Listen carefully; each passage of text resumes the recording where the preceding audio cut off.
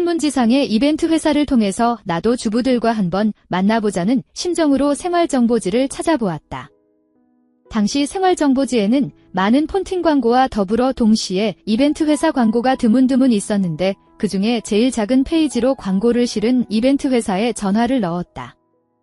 여보세요 하고 웬 늙은 여자 목소리가 들리고 나는 말주변이 없는 관계로 생활정보지를 보고 전화했다고 하니까 덜컥 나이를 묻는 거다. 27살입니다. 일부러 나이를 5살이나 높게 부르니깐 그 여자는 어떤 타입의 여자를 원하느냐고 했다. 난 그냥 편하고 부담없는 여자가 좋다고 하니깐 그쪽에선 여대생과 전문직 여성 등을 골라주었다. 나는 일단 머뭇거리면서 아무 말 없이 가만히 있다가 겨우 입을 열고 혹시 주부들없냐고? 하니깐 그쪽에서 웃음소리가 났다. 잠시 뒤에 여자가 결혼했냐고? 묻길래 안 했다고 하니깐 그 여자가 말하길 가니 결혼도 안 한 사람이 주부를 찾아요. 이상한 사람이네. 하고 웃더니 잠시 뒤에 돈 10만 원을 가르쳐준 계좌번호에 입금시키라고 하고선 입금시키고 다시 전화하라고 했다. 나는 이거 사기당하는 거 아닌가?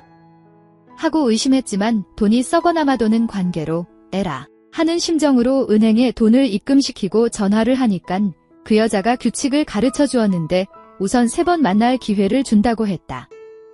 약속 장소와 시간을 내게 가르쳐주고 말하기 상대가 만족스러우면 얘기를 잘해서 알아서 잘해보라고 하고 만약 맘에 안 들면 다시 전화해주면 새로 여자를 구해준다고 했다.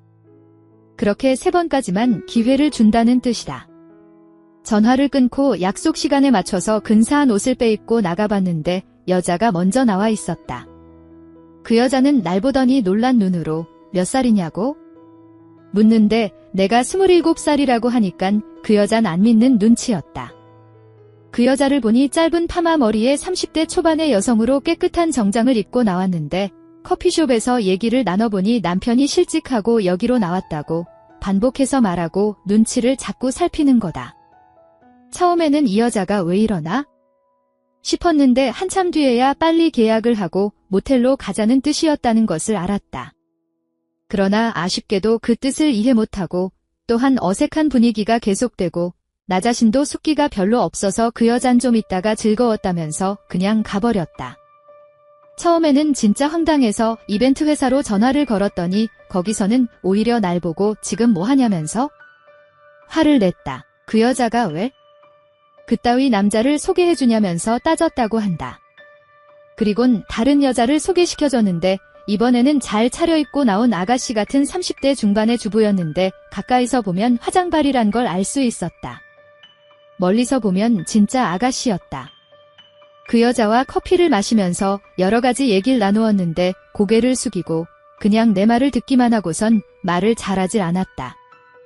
한참을 얘기를 나누어 보니 그 여자는 올해 35살 된 주부로 결혼한 지는 8년 되었으며 남편은 지금 중소기업의 직원이라고 한다.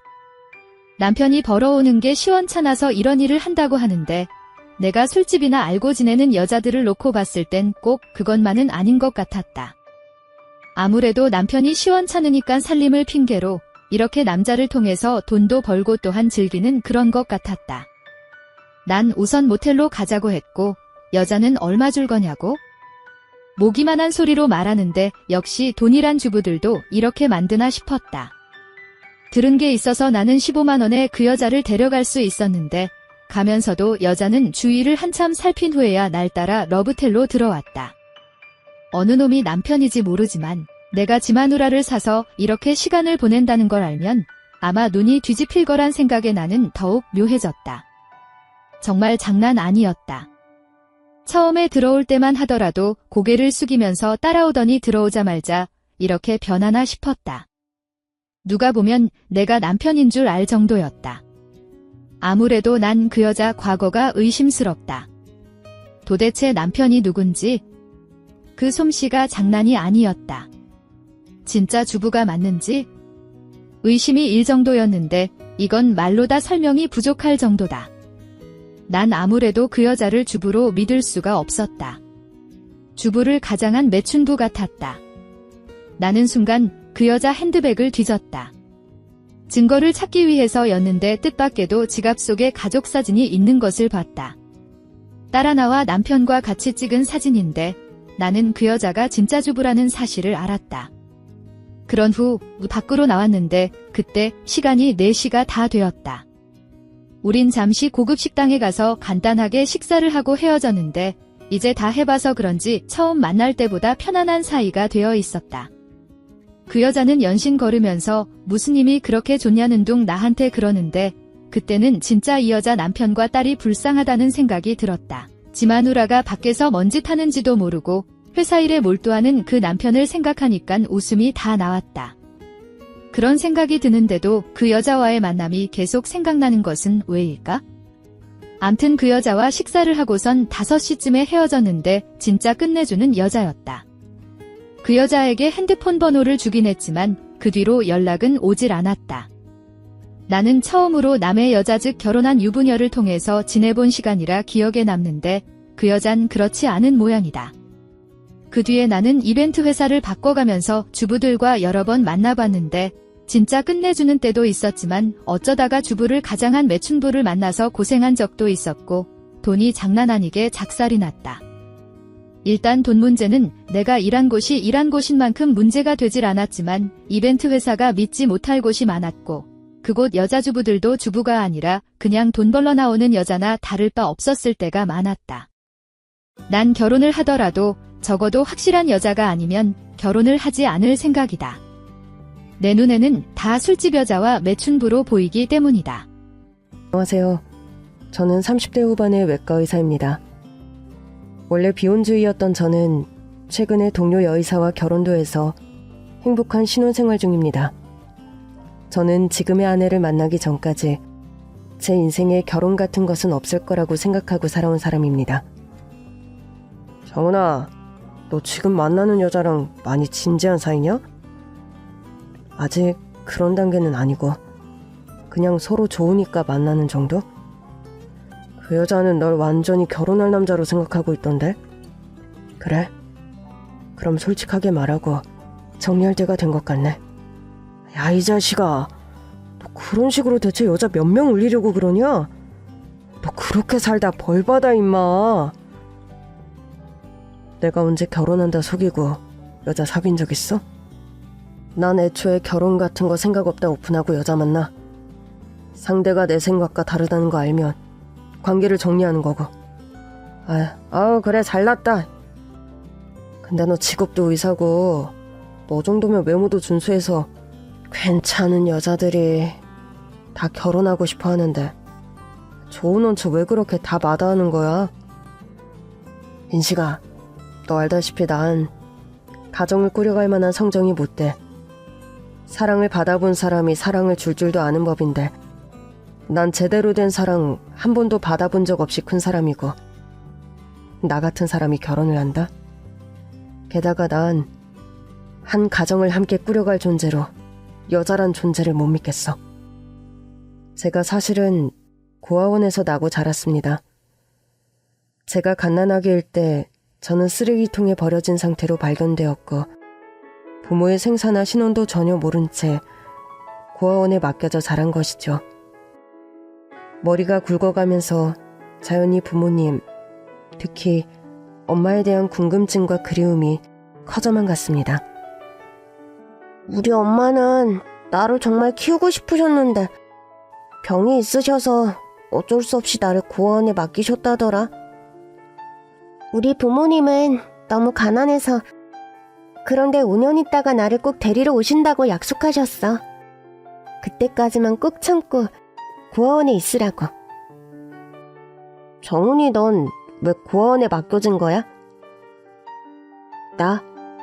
글쎄, 그냥 갓난아기 때 버려졌단 얘기를 들은 거 말고는 부모님에 관해 아는 거 아무것도 없는데.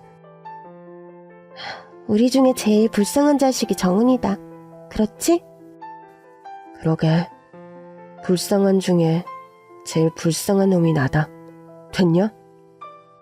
그렇게 저는 어린 마음에도 어떤 구체적인 핑계나 이해할 법한 변명거리 하나 남기지 않은 엄마에 대한 원망이 점점 커져가더군요.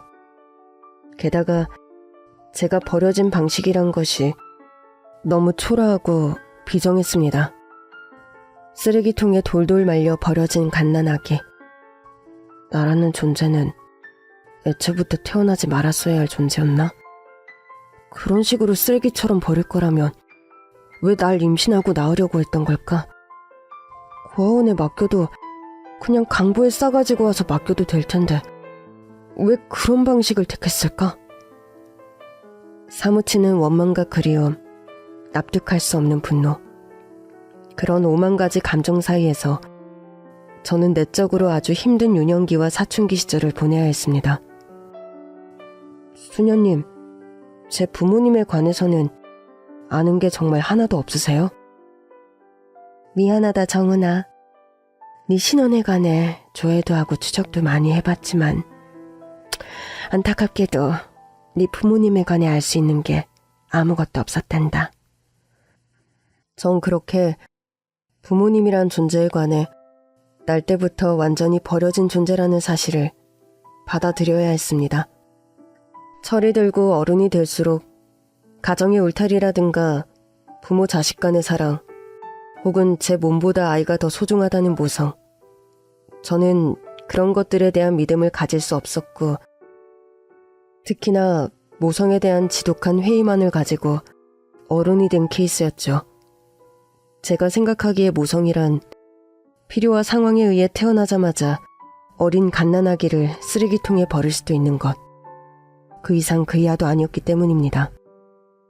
어찌 보면 이런 뒤틀린 모성에 대한 생각을 가지고 있어서 세상에 그 어떤 여자를 만나도 제대로 사랑할 수 없었던 것 같기도 합니다.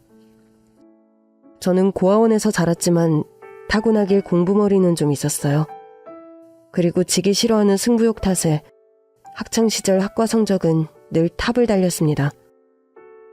고아원 출신임에도 좋은 고등학교를 진학하고 의대에 진학해 의사가 될 수 있었던 것은 이런 저의 공부머리와 남다른 노력, 그리고 현재까지도 그 정체를 알 수 없는 고마운 독지가의 도움 덕분입니다.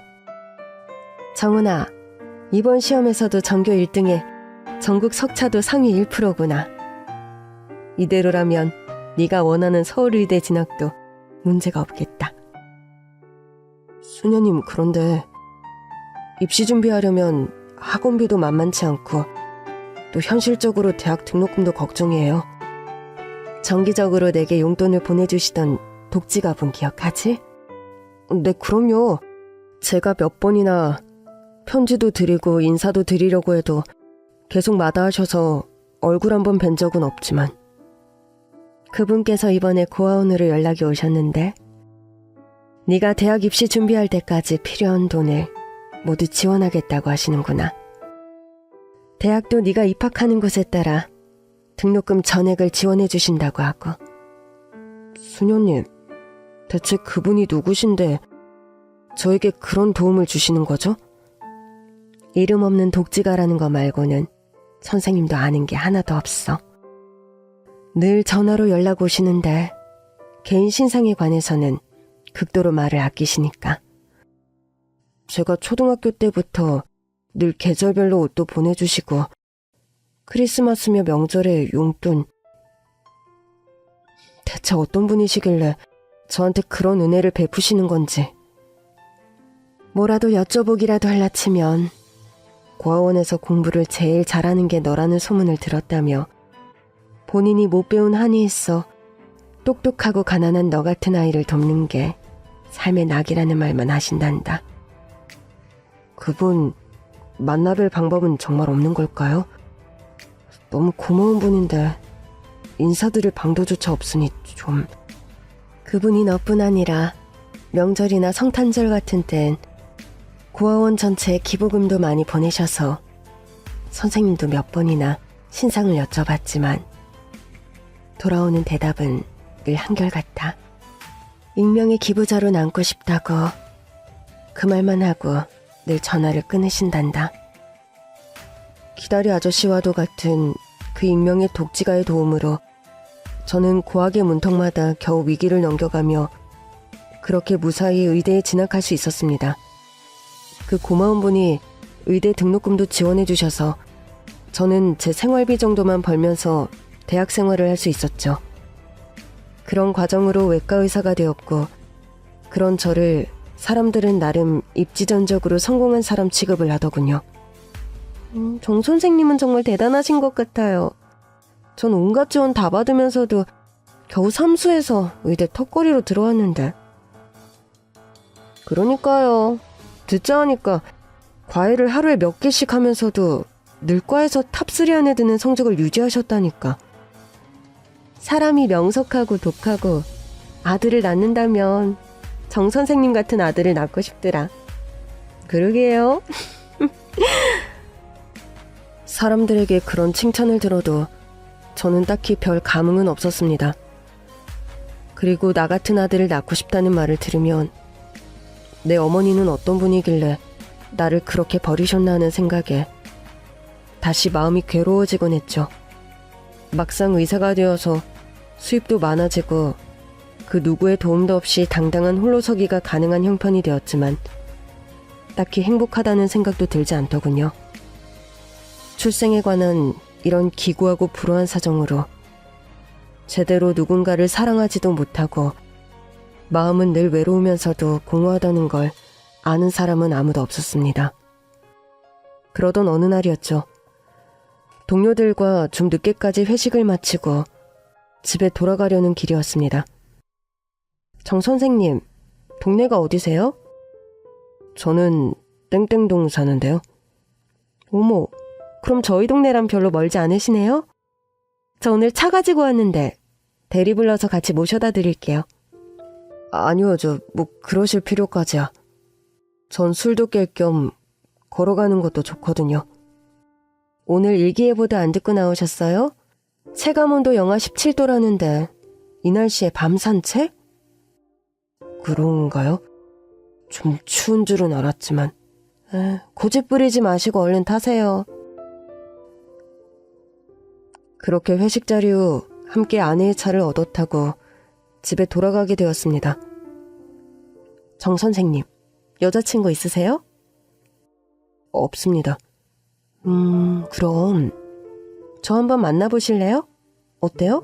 저 여자친구로. 박 선생님 많이 드신 것 같진 않은데 혹시 좀 취하셨어요? 제가 술 취해서 하는 말로 보이세요? 그게 아니라면. 저 나름 1년 넘게 정 선생님 지켜보고 혼자 속으로 마음앓이만 하다가 어렵게 드리는 말씀이에요. 글쎄요, 전 박 선생님을 동료 이상으로 생각해 본 적은 없어서. 그럼 오늘부터 한번 생각해 보세요. 절 동료 이상으로요. 그렇게 어느 날 갑자기 제게 솔직한 마음을 고백하며 다가오는 아내였죠. 처음엔 예상치 못한 고백에 당황스러운 마음이 드는 게 사실이었습니다. 게다가 직장 동료와 그런 사적인 관계를 맺는다는 게 애초부터 제 스타일은 아니었거든요. 박 선생님은 매력적이고 좋은 분이지만 제 개인적인 룰에 어긋나요. 사내연애 같은 거 제 스타일이 아니에요. 사내연애 한 번이라도 해보셨어요? 아니요, 해본 적 없습니다. 똑똑하신 분이 경험해보지도 않은 일에 선입견이 있으시네요? 저랑 일단 한번 해보고 결정하세요. 그러다 혹시 알아요? 사내연애가 딱 정 선생님 스타일일지? 그렇게 말하며 깔깔깔깔 화통한 웃음을 터뜨리는 아내였습니다. 저를 집에 내려주기 전에 아내는 자기 목에 걸린 목도리를 풀어 제 목에 감아주더군요. 한파경보가 내려서 이번 주 내내 춥대요. 정 선생님 보니까 목도리가 없으신 것 같아서. 이거 남녀 구분 없이 하고 다닐 수 있는 목도리예요. 제가 직접 짠 거라는 건 안 비밀이고요. 이러실 필요까지 없어요. 그냥 제가. 아저씨, 이제 땡땡동으로 가주시면 돼요. 정 선생님, 그럼 들어가세요. 총총히 사라지는 아내가 탄 차를 바라보는데 마음이 좀 이상하더군요. 여자에게 먼저 고백을 들어본 적이 처음은 아니었지만 아내의 스타일은 솔직하고 가식 없는 직진형이라 뭔가 마음이 끌리는 구석이 있었습니다. 그렇다고 아내가 여자친구가 된다 생각하면 골치 아픈 일이 한두 가지가 아니었죠. 일단 사내 연애를 안 하자 주의였고, 또 순수하고 심정이 따뜻한 아내에게 처음부터 난 비혼주의다 선언하고 연애를 시작할 자신도 없는 게 사실이었습니다. 비혼주의임을 선언하고 가벼운 만남을 가지기에 아내의 스타일이 너무 진실하다는 게 문제였달까요? 해서 저는 그날 이후 불어 더 아내에게 거리를 두고 차갑게 행동했습니다. 그러던 어느 날 저는 퇴근길 운전을 하고 집으로 돌아오다 교통사고를 크게 당하고 말았습니다. 정신을 차리고 보니 제가 일하는 대학병원 응급실에 온몸이 결박되다시피 한 상태로 붕대가 칭칭 감겨있더군요. 정 선생님, 정신이 좀 드세요? 이게 대체 어떻게 된 일입니까? 음주운전 차량과 교통사고가 났어요. 다행히 우리 병원과 멀지 않은 사거리에서 사고가 나는 바람에 이곳으로 이송된 거고요. 제 상태는 지금 어떤가요? 팔하고 다리에 통증이 너무 심한데 혹시... 일단 응급수술 들어가기로 했으니까 아무 말 말고 안정을 좀 취하세요. 내가 의사인데 내 상태를 모를 것 같아요? 수술 집도인은 누굽니까? 병명과 예우를 정확하게 확인해야겠으니 집도인을 빨리 불러와요. 집도인은 한 교수님이세요. 정 선생님도 잘 아시죠? 한 교수님이 얼마나 유능한 권위자인지. 한 교수님께서 정 선생님은 수술을 뵙겠다고 하셨으니 그리 아세요. 통증이 너무 심해요. 마취제 지금 뭐 들어가고 있죠? 아니 이 와중에 그런 직업병을 발휘해야겠어요? 제가 정 선생님 담당 마취과 닥터니 걱정 말고 그냥 누워 계세요. 생각보다 엄살이 좀 심하시네요. 저는 교통사고를 당해 그날 5시간의 대수술을 받아야 했습니다. 다리에 신경을 크게 다쳤는데 다행히 수술이 잘 되어 걷는 데에 지장이 없을 정도로 회복이 되었죠. 그런데 문제는 오른쪽 손의 부상이었습니다. 정 선생, 수술 시에 최선을 다했네만 오른쪽 손의 신경이 다시 원래 기능대로 돌아올지는 미지수야. 그럼 제 외과의로서 생명에 지장이 생길 수도 있단 말씀이시네요? 재활치료를 얼마나 부지런히 하느냐에 달려있어. 사람마다 신경세포도 회복 탄력성이 다 달라서 100% 예우를 감당하기 힘든 상황이네. 전 까딱하면 외과의로서 가장 민감하고 컨디션 좋은 상태로 유지해야 하는 오른손의 신경을 크게 다쳤고 재활치료에 제대로 성공하지 못할 경우 외과 의사를 그만둬야 할지도 모르는 상황에 처했던 겁니다. 정 선생님, 오늘 컨디션 어떠세요? 다리 통증이 아직 심해서 운신이 힘드네요. 얼른 일어나세요. 재활치료는 하루라도 일찍 시작하는 게 좋아요. 아내는 제가 수술로 입원하는 동안 거의 매일이다시피 저의 재활운동과 치유를 도왔습니다. 매일 이렇게 오시는 거 불편합니다. 병원 사람들 수군거리는 거 박 선생님은 신경도 안 쓰여요? 남들이 뭐라고 하는 게 뭐 그렇게 대수죠? 나만 좋으면 그만이지. 저요, 아시다시피 다리도 어쩌면 온전치 않을 수 있고 특히 이 오른손 회복 못하면 의사가운 벗어야 해요. 그래서요? 막말로 저 의사라는 타이틀 빼면 소각적으로 내세울 거 하나도 없는 사람입니다. 들어서 아시겠지만 전 천의 고아라 부모님도 없고 금수저는커녕 흙수저도 아니에요. 애초에 지고 태어난 숟가락 자체가 없는 그런 남자입니다. 자기 비하가 심하시네요. 그리고 정 선생님은 반드시 회복되실 거예요. 제가 그렇게 만들 거고요. 만약에 이도 저도 안 되면 어쩌시려고 그래요? 그때 일은 그때 가서 생각해요. 전 솔직히 정 선생님이 의사가 아니어도 상관은 없어요. 전 제가 의사라 솔직히 남편감은 같은 업계가 아니었음 하는 바람이 있었거든요. 정 선생님, 저 비혼주의자입니다. 알아요. 제가 뜯어고쳐야 할 게 한두 가지가 아닌 남자인 거. 잡담은 여기까지 하시고 재활치료나 시작하시죠. 어서요. 그렇게 1년에 가까운 재활치료를 하는 동안 아내는 묵묵히 성질 한 번 내지 않고 제 곁을 지켜주었습니다. 솔직히 외과의사 일을 더 이상 하지 못할 거라는 비관적인 기대가 80% 이상인 상황에서 시작한 치료였죠. 그럼에도 아내의 헌신적인 간호와 응원 덕분에 저는 1년 넘는 재활치료를 거친 후 기적적으로 오른손의 모든 감각을 예전처럼 되찾을 수 있게 되었습니다. 저 오른손의 모든 감각이 정상으로 돌아왔어요. 앞으로 수술하거나 진료 보는데 아무 이상 없을 거라는 소견을 받았어요. 축하해요, 정 선생님. 그것 봐요. 제가 외과 의사로 다시 복귀하실 거라고 했잖아요. 감사해요.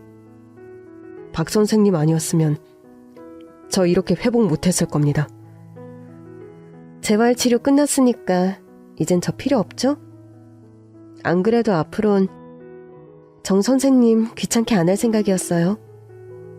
그렇게 말씀하시면 섭섭하네요. 뭐 상관은 없지만요. 역시나 정 선생님은 시종일관 한결같으시네요. 회복되신 거 축하해요. 제가 그렇게 말하면 화낼 줄 알았는데 담담하네요. 앞으로는 제가 정 선생님 귀찮게 해드릴 예정인데요. 그게 무슨 말씀이세요? 저 뜯어고칠 거 많다고 하시다니. 정말 저 박 선생님 때문에 좀 변했어요. 사내연애도 하고 싶어졌고 결혼이라는 것도 해보고 싶어졌어요. 아내와는 그런 과정을 거치며 사내연애를 반년 가까이 했고 결국 결혼에 꼴이 나게 되었습니다. 비혼주의자였던 당신인데 어떻게 나랑 결혼할 생각을 했어? 당신이라는 사람을 알아갈수록, 그리고 당신 따뜻한 진심을 느끼게 될수록 내가 오기에 가깝게 규정해놨던 어떤 룰들이 나도 모르게 내 안에서 깨어져 버리더라. 그게 무슨 말이야? 그냥 당신이라면 좋은 엄마가 될 것 같다는 생각이 들었어. 그리고 당신이라면, 당신처럼 날 조건 없이 사랑해주는 사람이라면 내 가치관을 새로 정립해봐도 좋을 것 같다. 그런 생각. 그리고 무엇보다 당신하고 절대 헤어지기 싫었으니까. 그렇게 순수하고 따뜻한 진심으로 저를 사랑해주었던 아내를 만나 저는 비혼주의임을 공표하던 저의 신념을 깨고 유부남 대열에 합류하게 되었습니다. 아내와의 결혼 생활은 더없이 행복했어요. 알고 보니 아내는 저와는 달리 아주 유복한 환경에서 자란 여자였습니다. 평소 자신의 집안 배경에 관해 일체 말하는 게 없어서 전혀 몰랐는데, 아내의 아버지는 병원을 운영하는 병원장이었고 아내의 외할아버지와 친할아버지 역시 의사 출신으로 대대로 의사 집안의 딸이었던 거죠. 자네가 말로만 듣던 그 까칠한 정 선생인가? 안녕하십니까. 인사가 늦어서 죄송합니다. 자네 자라온 환경에 관해서는 교원이에게 얘기를 충분히 들었네. 어려운 환경에서도 꿋꿋하게 공부해서 어려운 공부를 마쳤다니 참 대단하네. 앞으로 우리 딸 잘 부탁해. 부족한 저를 사위로 받아주셔서 감사드립니다. 효원이 앞으로 많이 아껴주고 사랑하면서 잘 살겠습니다. 우리 집안에 아들이 없어 적적했는데 정서방 같은 훤칠한 사위가 들어와서 집이 다 훤해지는 것 같네. 여보, 우리 정서방 인물 너무 좋지 않아요? 장모가 초면에 보자마자 사위 외모에 반한 건가? 하긴 우리 효원이가 눈이 높은 아이인데 효원이가 첫눈에 반한 남자라 해서 나도 기대를 많이 하긴 했어. 엄마, 아빠, 아우 싱거운 소리 그만하시고 이 사람 좀 편하게 앉게 하세요. 그래, 내 정신 좀 봐. 어서 와서 저기 식탁에 가서 앉게나. 갈비찜 좋아한다고 해서 만들어봤는데 입맛에 맞으려나 모르겠네? 초면부터 저를 가족처럼 환대해주시는 장인어른과 장모님이셨습니다. 저희 아내는 무남동녀 외딸로 어른들의 사랑을 독차지하며 자란 여자였죠. 그런 고명딸을 내어주시는 거라 저는 사실 제가 부모님 없이 고아로 어렵게 자란 환경 탓에 이런 저의 성장 배경을 탐탁치 않게 여기면 어떡하지 고민이 좀 있었습니다. 그런 저의 고민이 물색하게 저를 진심으로 반겨주시는 장인어른과 장모님이셨죠. 그렇게 축복받은 결혼식을 올리고 나서 아내와 저는 처가댁과 멀지 않은 곳에 신혼집을 마련해서 하루하루 행복한 신혼생활을 영위 중에 있었죠. 처음 가져보는 가정의 울타리란 것이 참 따뜻하고 좋은 것이로구나. 매일매일 그런 생각을 하며 감사한 마음으로 살아가던 어느 날이었습니다. 장모님의 생신을 앞둔 주말이었고 저는 아내와 함께 처가댁에 저녁 식사를 하러 갔죠.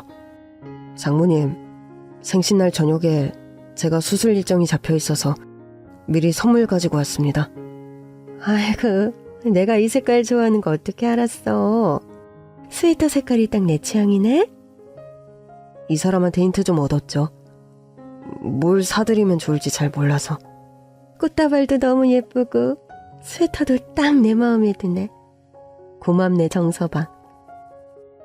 그런데 장모님, 무슨 상을 이렇게 거하게 차리셨어요? 내 생일상이기도 하고 또 사이가 와서 저녁 먹는다는데 허투루 차릴 수 없지 않나? 엄마 생일날 본인이 이렇게 고생하면 반칙인데? 설거지는 제가 싹 다 하고 갈게요. 아이고, 아서라. 종일 일하고 와서 피곤한 애가 무슨 설거지야. 장모님, 요리는 몰라도 설거지는 제가 자신 있으니 맡겨만 주세요. 아이고, 자네 설거지 시켰다간 자네 장모 등살에 내가 오늘 잠자기 그른 것 같구만. 설거지는 내가 할 테니 얼른 음식 식기 전에 식사나 하자고. 즐겁게 담소를 나누며 식사를 마쳤고 저는 얼른 식사 뒷정리를 하려고 자리에서 일어섰습니다. 자네는 가만히 앉아있어. 오늘 설거지는 효원이 아빠가 하기로 했으니까 더. 그래도 어떻게 장인어른께서 설거지를. 저 사람 요새 퇴임하고 집에서 편하게 쉬는 사람이니 저 정도 일은 해도 괜찮아. 설거지는 두고 나랑 할 얘기가 있어. 저한테 하실 말씀이 있으세요? 잠시만 있어보게. 최근에 효은 아빠랑 병원 정리를 하다가 자네에게 정말 중요한 물건을 발견했지 뭔가. 장모님께서는 안방으로 가시더니 뭔가 보따리에 쌓인 물건을 제 앞에 내놓으시는 겁니다. 장모님, 이게 대체 뭐예요? 일단 보따리를 풀어보게나. 저는 장모님 말씀대로 보따리를 풀었고 그 안에서 나온 물건을 보고 깜짝 놀라고 말았습니다. 정서방, 이게 뭔 줄 알아? 하며 장모님이 아기 베넷 저고리를 내게 내미는 순간 제 인생에 있어 역대급 반전이 펼쳐지기 시작했죠. 장모님, 이건 아기들이 입는 베넷 저고리잖아요.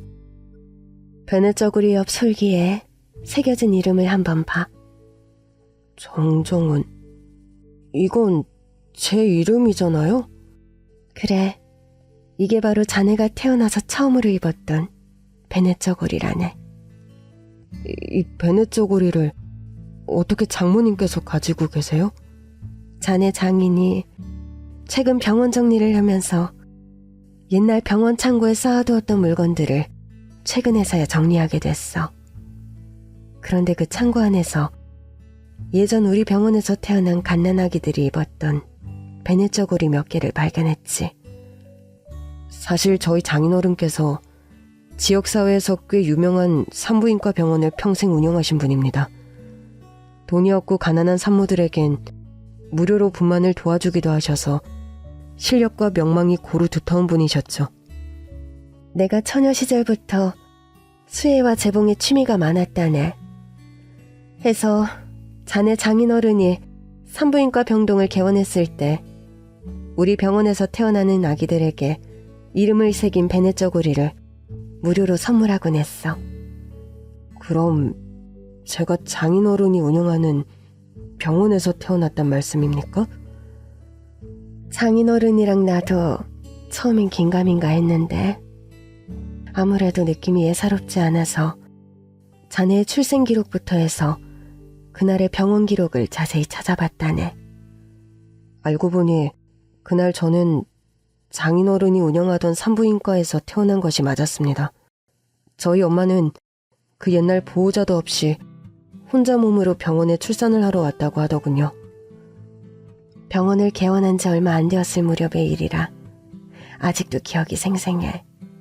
내가 사실 결혼 전에는 자네 장인어른 밑에서 간호사로 일을 했었다네.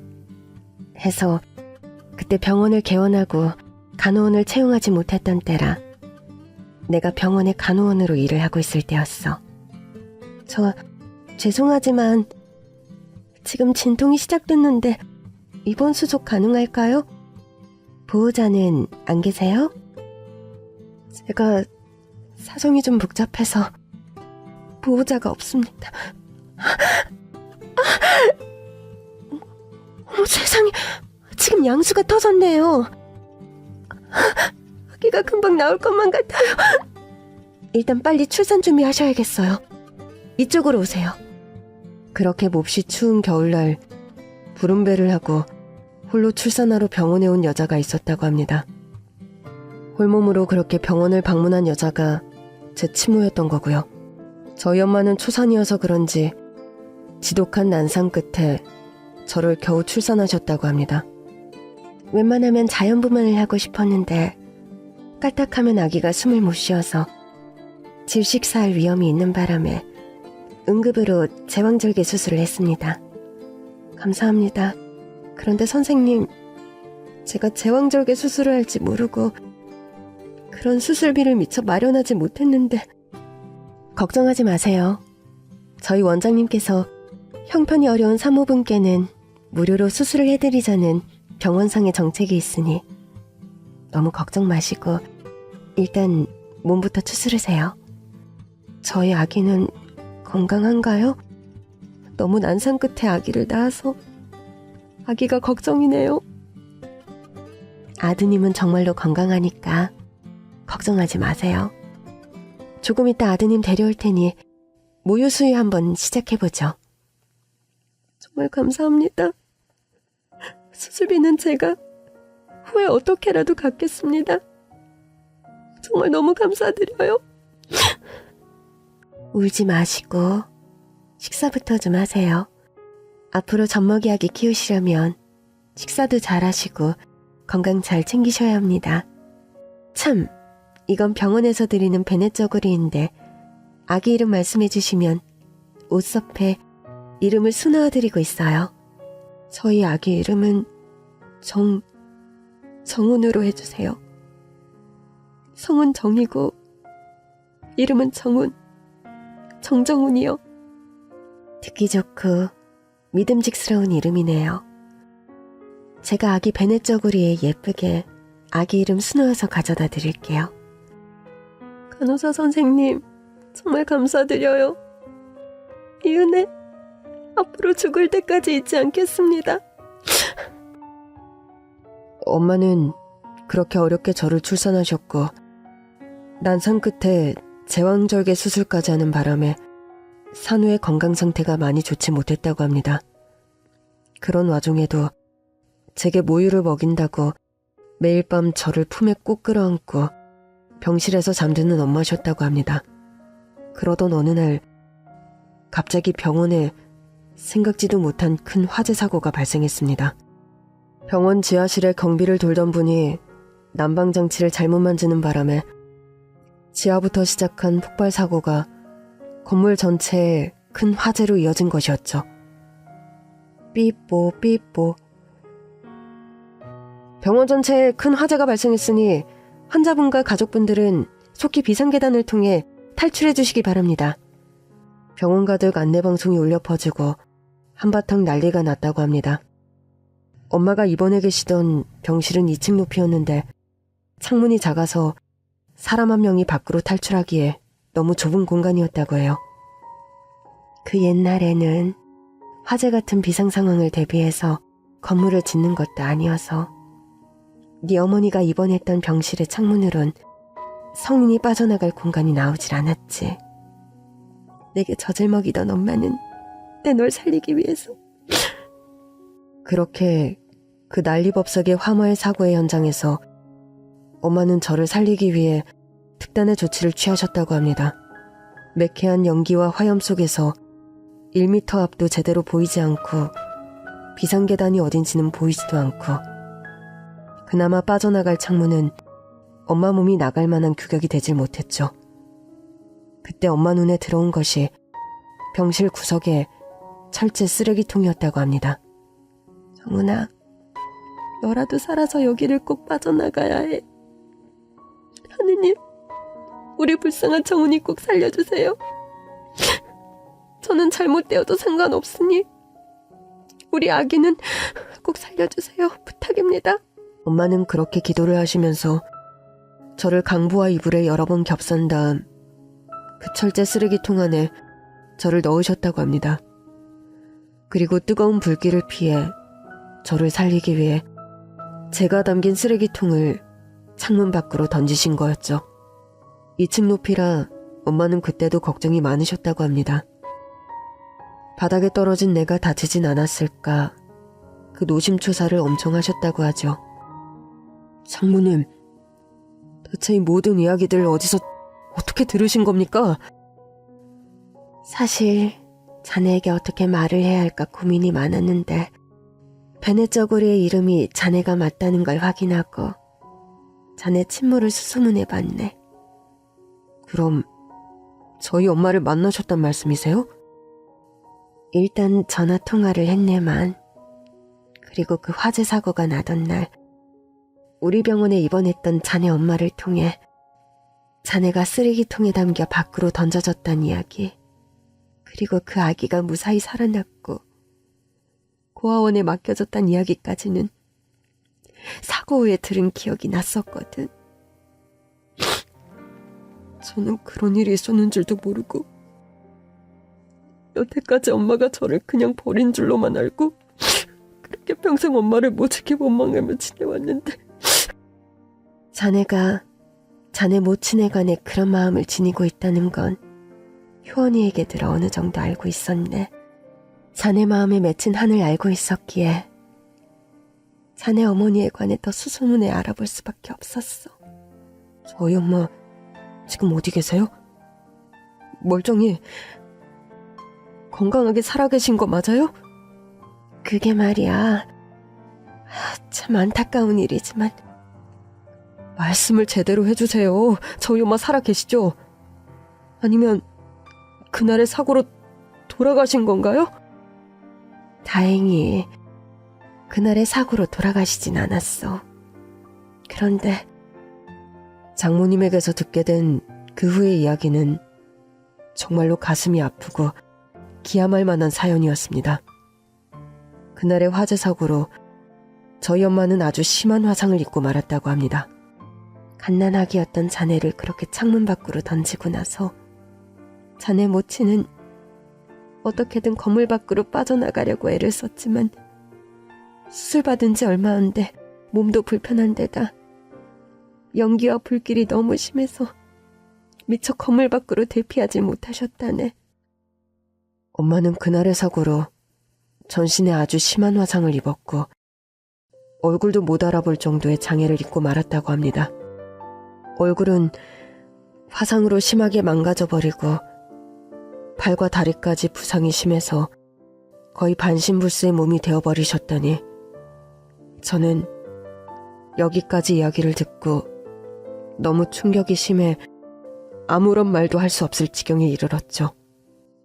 엄마, 이런 엄청난 이야기를 이렇게 갑자기 이 사람 앞에 풀어놓으면 어쩌자는 거예요. 정서방, 괜찮나? 충격을 너무 많이 받은 것 같은 얼굴인데 마음을 좀 진정시키는 게 어떻겠나? 여보, 당신 정말 괜찮아요? 엄마, 그래서 이 사람 어머니는 지금 어떻게 지내고 계세요? 지금은 다행히 옛날보다는 많이 좋아지셔서 혼자 운신도 가능하시고 조그맣게 가게 비슷한 걸 하면서 사신다 들었다. 장모님, 저희 엄마 하신다는 그 가게가 어딥니까? 저는 그렇게 태어나 거의 40년 만에 엄마의 소식을 처음으로 접할 수 있었습니다. 세상에 존재하지 않거나 같은 하늘 아래 숨쉬고 살아 계시다 하더라도 저는 그냥 나를 그런 식으로 버린 사람이니 따로 찾을 생각하지 말고 없는 사람 치자. 그렇게 생각하고 살아오던 엄마였는데 그런 기구하고 절박한 이유로 저와 헤어질 수밖에 없었다는 말을 듣고 가슴이 막혀 잠이 오질 않았습니다. 저는 다음날 당장 엄마가 하신다는 가게로 달려갔습니다. 엄마는 전철역 근처에서 3평 남짓한 공간의 조그만 복권 가게를 운영하고 계셨어요. 밖에서는 실내가 보이지도 않고 손바닥만한 구멍으로 사람들에게 돈을 받고 복권과 담배 따위를 파는 그런 조그만 박스 안에서 장사를 하고 계셨던 겁니다. 복권 자동으로 10,000원어치만 주세요. 여기 있습니다.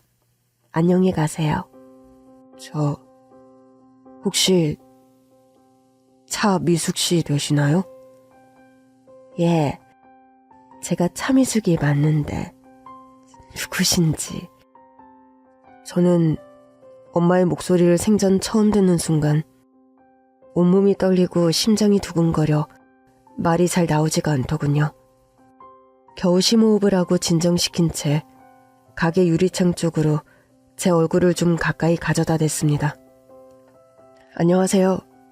저 정정훈이라고 합니다. 엄마 아들 정훈이요. 제 얼굴 혹시 알아보시겠어요? 유리창 안으로 비로소 엄마의 모습이 보이더군요. 엄마는 화상 상처 때문인지 모자를 깊게 눌러쓰고 마스크까지 쓰고 계셔서 얼굴을 잘 알아보기 힘든 상황이었습니다. 마스크와 머플러 위로 언뜻언뜻 드러나는 흉터 자국이 엄마의 화상 상처가 얼마나 심한지 짐작해 할 수 있을 정도였죠. 갑자기 가게 문이 열리면서 엄마가 밖으로 나오셨습니다. 한눈에 보기에도 한쪽 다리를 심하게 절고 또 한쪽 팔마저 다른 쪽 팔보다 훨씬 짧은 상태라는 걸 알 수 있었죠. 엄마의 그런 모습을 보고 있자니 가슴이 미어질 것만 같았습니다. 정훈아, 네가 여길 어떻게 알고 왔니? 어떻게 여길 네가 알고? 엄마, 제가 얼마 전에 결혼했는데 제가 태어난 병원이 저희 장인어른이 운영하던 병원이셨어요. 병원에서 주던 베넷 저고리 거기 새겨진 이름 보고 절 알아보시고 장모님께서 엄마 계신 곳을 수소문해 주신 거였고요. 며칠 전에 내게 전화 오셨던 분이 그럼 네 장모님이셨구나. 난 그런 줄도 모르고 몇십 년 만에 은인과 같은 분께 전화가 왔다고. 안 그래도 그분을 한번 찾아뵈야지 하고 생각하고 있었는데. 엄마, 이렇게 멀쩡히 살아 계시면서 왜 저한테 그간 연락 한 번 안 하셨어요? 보시다시피 엄마 상황이 이래나서 이런 몸으로 네 앞에 엄마라고 나타나는 게 너한테 득이 될 게 하나 없는 것 같아서 미안하구나. 미안하다 정훈아. 엄마가 이런 모습이어서 미안하고 널 그때 버릴 수밖에 없어서 너무 미안해. 저는 그렇게 길바닥에 주저앉아 오열하는 엄마를 가만히 다가가서 꼭 끌어안아 드렸습니다.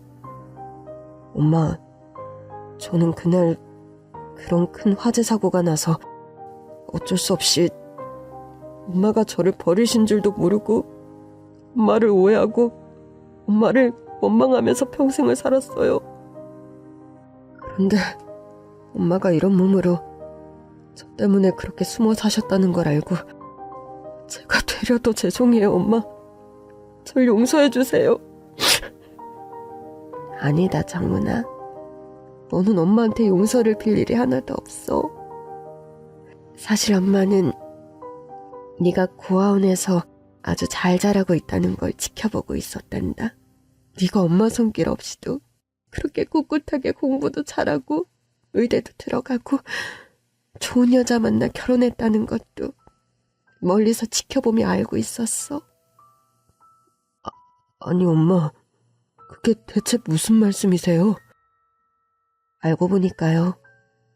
저희 고아원의 원장 수녀님과 엄마는 저 몰래 두 분이서 긴밀하게 연락을 하며 지내신 거였습니다. 정은아, 미안하다.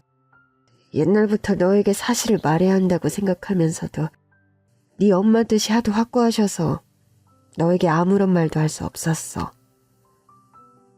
수녀님, 그럼 저에게 꾸준히 장학금을 보내주신 희다리 아저씨 같은 독지가가 혹시 저희 엄마셨던 거예요? 그렇단다.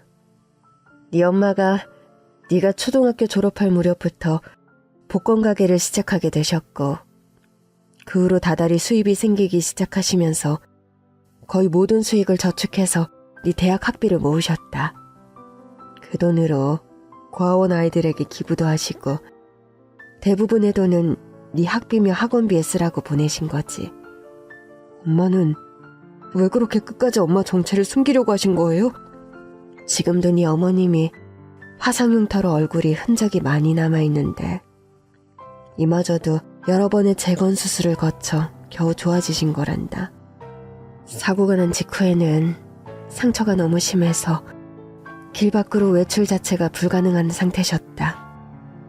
네 어머니 사고 초반엔 우울증이 너무 심해서 집 밖으로 외출 자체를 거의 못하고 두문불출하다시피 지내셨어. 그렇게 엄마는 저에게 짐스러운 존재가 되고 싶지 않아 끝까지 저에게 존재 자체를 숨기셨다고 합니다. 네 외할머니가 또 투병하시면서 네 어머니는 또 닥치는 대로 생업전선에 뛰어들어 고생을 많이 하셨다. 여러 가지로 널 데려다 키울 만한 여건이 되지 않으셨어. 엄마는 그렇게 외할머니가 돌아가시고 사회복지사의 도움으로 겨우 복권 장사를 시작하게 되셨다고 합니다.